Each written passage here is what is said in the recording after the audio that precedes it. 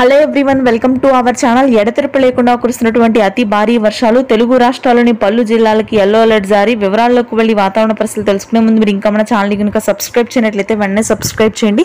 దక్షిణ బంగాళాఖాతంలో ఏర్పడిన అల్పపీడన కారణంగా రానున్నటువంటి 3 రోజుల పాటు ఇదే విధంగా వర్షాలు కొనసాగనున్నాయి.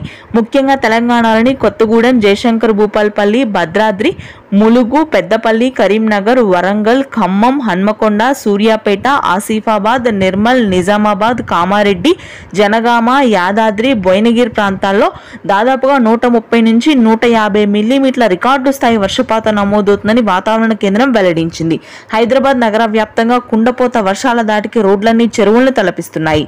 ఎల్బీ నగర్, వనస్థలీపురం, ఆదిబట్ల, గట్కేసర్, మణికొండ, జూబ్లీ హిల్స్, బంజారా హిల్స్, దిల్షుక్ నగర్, గోల్కొండ, షేక్పేట్, షేర్లింగంపల్లి, మలక్పేట్, మెహదీపట్నం, చార్మినార్, సరూర్ నగర్, నాంపల్లి ప్రాంతాల్లో భారీ నుంచి అతి భారీ వర్షపాతం నమోదు కానుంది.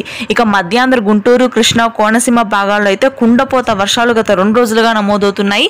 ఇవాళ రేపు కూడా కొనసాగుతాయి. 200 మిల్లీమీటర్ల వర్షపాతానికి వరదలు వచ్చే అవకాశం ఉంది. రాయలసీమలో తేలికపాటి నుంచి మోస్తరు వర్షాలు ఉంటాయి. Thanks for watching.